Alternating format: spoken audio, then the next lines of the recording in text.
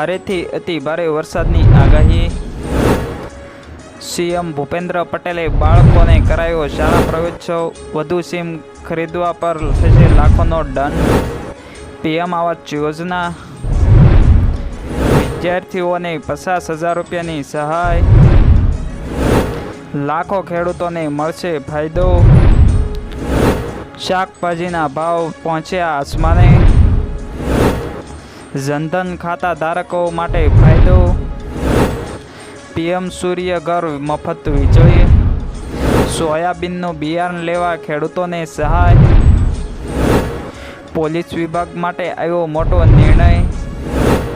પશુપાલકોને 10,800ની સહાય।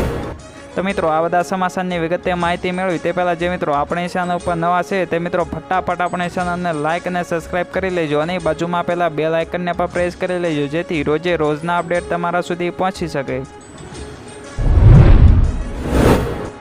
ભારેથી અતિ ભારે વરસાદની આગાહી। રાજ્યમાં મોટા ભાગના વિસ્તારોમાં ભારે વરસાદ વરસી રહ્યો છે, જ્યારે ભારે વરસાદને પગલે પૂરની સ્થિતિ પણ સર્જાઈ હતી। ત્યારે હવામાન વિભાગે કરેલી આગાહી પ્રમાણે આજે અમદાવાદમાં ભારે પવન સાથે ધોધમાર વરસાદ પડશે, તો બીજી બાજુ રાજ્યના અનેક જિલ્લામાં ઓરેન્જ અને યલો એલર્ટ પણ જાહેર કરવામાં આવ્યું છે અને મચ્છીમારોને દરિયો ખેડવા ન જવાની પણ સૂચના આપી દેવામાં આવી છે।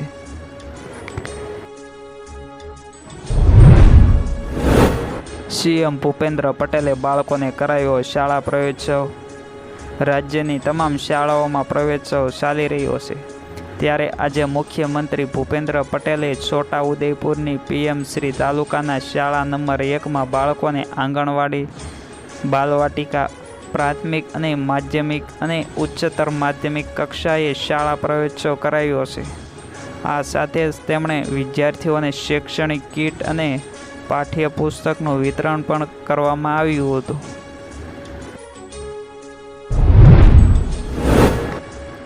વધુ સિમ રાખવા પર થશે લાખોનો દંડ। દેશમાં નવો ટેલિકોમ કાયદો અમલમાં આવ્યો છે। નવી ટેકનોલોજીના ફેરફારને ધ્યાનમાં રાખીને આ કાયદો અમલમાં આવ્યો છે। ટેલિકોમ્યુનિકેશન એક્ટ 2023માં લાગુ કરવામાં આવ્યો છે। નવા નિયમ મુજબ એક વ્યક્તિ 9 સિમ કાર્ડ લઈ શકે છે, તેમજ જમ્મુ કાશ્મીર અને નોર્થ ઇસ્ટ સ્ટેટમાં માત્ર 6 સિમ રજિસ્ટ્રેશન કરાવી શકે છે। જો તેનાથી વધારે સિમમાંથી રજિસ્ટ્રેશન હશે તો તેને પ્રથમ વખત 50,000 રૂપિયાનો દંડ અને બીજી વખત 2 લાખ રૂપિયાનો દંડ કરવામાં આવશે। પીએમ આવાસ યોજના ચાલુ। કેન્દ્ર સરકારે ઘરનું ઘર યોજના અંગે એક માસ્ટર પ્લાન તૈયાર કર્યો છે। આવાસ અને શહેરી બાબતોના મંત્રાલયના સૂત્રોએ જણાવ્યું હતું કે આવતા મહિને રજૂ થનારા કેન્દ્રીય બજેટમાં આર્થિક રીતે નબળા વર્ગ, નિમ્ન આવક જૂથ અને મધ્યમ આવક જૂથ માટે પરવડે તેવા આવાસ યોજનામાં ફેરફાર કરવામાં આવશે। PMAYU2ના હેઠળ વધારાના 1 કરોડ મકાનો બાંધવામાં આવે તેવી શક્યતા। વિદ્યાર્થીનીઓને 50,000 રૂપિયાની આર્થિક સહાય। ગુજરાત સરકાર દ્વારા ધોરણ 9થી 12 સુધીની વિદ્યાર્થીનીઓ માટે નમો લક્ષ્મી યોજના શરૂ કરી છે, જેમાં વિદ્યાર્થીનીઓને 50,000 રૂપિયાની સહાય મળે છે, જ્યારે 4.3 લાખ વિદ્યાર્થીનીઓએ નમો લક્ષ્મી યોજના માટે પોતાનું રજિસ્ટ્રેશન કરાવ્યું છે, તો લગભગ 37,000 વિદ્યાર્થીનીઓએ નમો સરસ્વતી વિજ્ઞાન સાધના યોજના હેઠળ પ્રવેશ મેળવ્યો છે। આ યોજનામાં ધોરણ 11 અને 12 સાયન્સ વિષય પસંદ કરનાર વિદ્યાર્થીનીઓને દર મહિના માટે દર મહિને 1,000 રૂપિયા મળશે।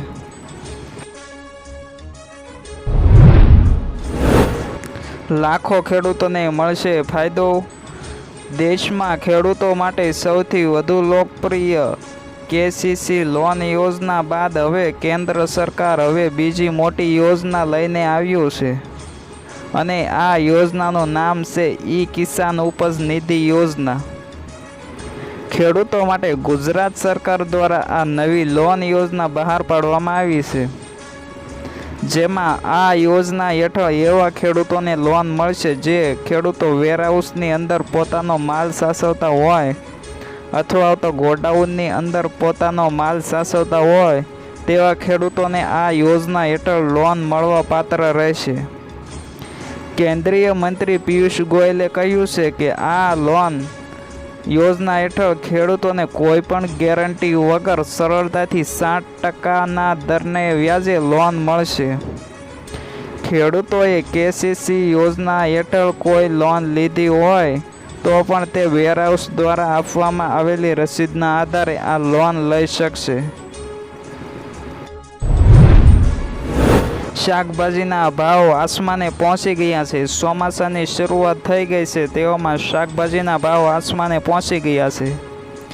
માર્કેટ યાર્ડમાં ટમેટાના ભાવની વાત કરીએ તો જેમાં 50 રૂપિયાથી વધીને 80 થી 120 રૂપિયા કિલોએ પહોંચી ગયા છે. ફ્લાવરના જૂના ભાવ જોતા 80 રૂપિયા અને આજના ભાવ છે 120 રૂપિયાથી 140 રૂપિયા. ભીંડા અને કાકડીના ભાવની વાત કરીએ તો તે 80 થી 100 રૂપિયાના કિલો છે. બટેટાના ભાવ 40 રૂપિયા છે. ડુંગળીના ભાવ 50 રૂપિયા છે. ગવારનો ભાવ છે 100 રૂપિયા. ચોળીના ભાવની વાત કરીએ તો તે 160 રૂપિયા કિલો છે. વરસાદના કારણે શાકભાજીના ભાવમાં વધારો જોવા મળ્યો છે. જનધન ખાતા ધારકો માટે ફાયદા.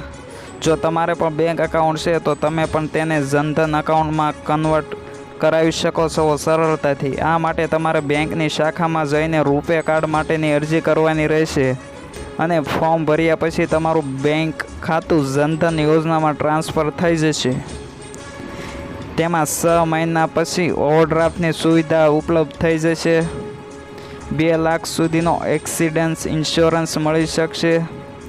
30,000 સુધીનું લાઈફ કવર જે પાત્રતાની શરતોને પૂર્ણ કરવાને આધારે લાભાર્થીના મૃત્યુ પર ઉપલબ્ધ થઈ જશે. ડિપોઝિટ પર વ્યાજ મળશે. એકાઉન્ટ સાથે નિઃશુલ્ક મોબાઈલ બેન્કિંગ સુવિધા પણ પ્રદાન કરવામાં આવશે. પીએમ સૂર્યઘર મફત વીજળી. પ્રધાનમંત્રી મોદી દ્વારા તારીખ 23 ફેબ્રુઆરીના રોજ ફ્રી ઇલેક્ટ્રિસિટી સોલાર રૂફટોપ યોજના શરૂ કરવામાં આવી હતી. જેમાં ભારતના કુલ 1 કરોડ ઘરોમાં રૂપિયા 78 કરોડના ખર્ચે મફત વીજળી આપવાનું આયોજન કેન્દ્ર સરકાર દ્વારા કરવામાં આવી રહ્યું છે. જેમાં ગુજરાત રાજ્યના કુલ 20 લાખ ઘરોને પીએમ સૂર્યઘર મફત વીજળી યોજનાનો લાભ મળશે. સોયાબીનનું બિયારણ લેવા ખેડૂતોને સહાય. મહીસાગર જિલ્લાના ડાંગર અને સોયાબીનથી વધુ ઉત્પાદન આપતી જાતિની સહાયથી વિતરણ ચાલુ કરવામાં આવ્યું. મહીસાગર જિલ્લામાં ખેડૂત મિત્રોને વહેલા તે પહેલાંના ધોરણે લાભ લેવા જેવા જિલ્લા ખેતીવાડી અધિકારી દ્વારા અપીલ કરવામાં આવી છે.